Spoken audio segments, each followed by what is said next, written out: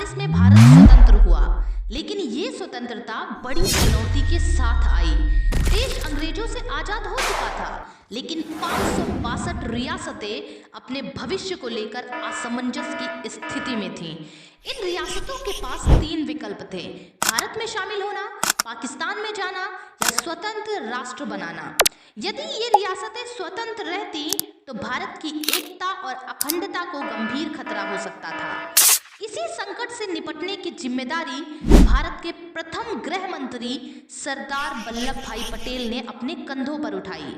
उनका उद्देश्य था एक अखंड भारत का निर्माण।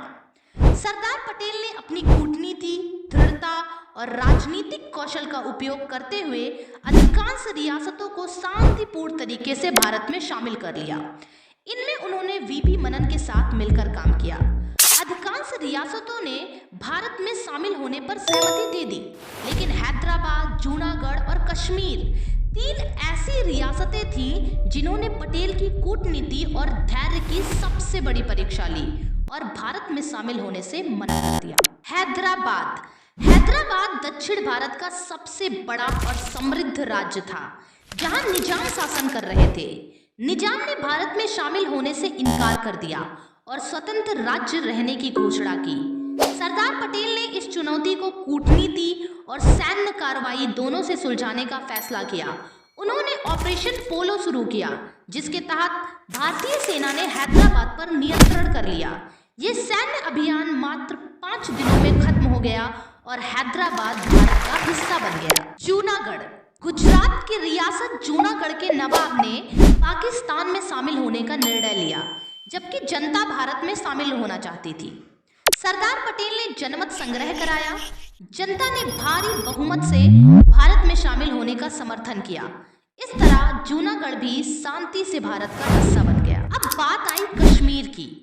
कश्मीर को शामिल करना सबसे मुश्किल और चुनौती भरा काम था। कश्मीर के महाराजा हरि सिंह ने स्वतंत्र रहने का फैसला किया था, लेकिन अक्टूबर 1947 में पाकिस्तान ने कश्मीर पर हमला कर दिया। महाराजा हरि सिंह ने भारत से मदद मांगी। सरदार पटेल ने तुरंत भारतीय सेना भेजी, जिसने बहादुरी से लड़ाई की और कश्मीर के बड़े हिस्से को बचा लिया। इसके बाद महाराजा ने विलय पत्र पर साइन किया और कश्मीर भारत का हिस्सा बन गया।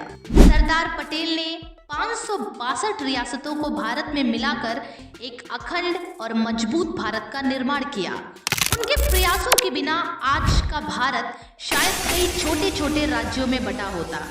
सरदार पटेल ने हमें सिखाया कि सच्ची लगन, कूटनीति और दृढ़ निश्चय से कोई भी चुनौती कितनी भी कठिन क्यों ना हो, उसका समाधान संभव है। उनकी दूरदृष्टि और देशभक्ति से हमें प्रेरणा लेनी चाहिए और भारत की एकता और अखंडता को बनाए रखने का प्रयास करना चाहिए।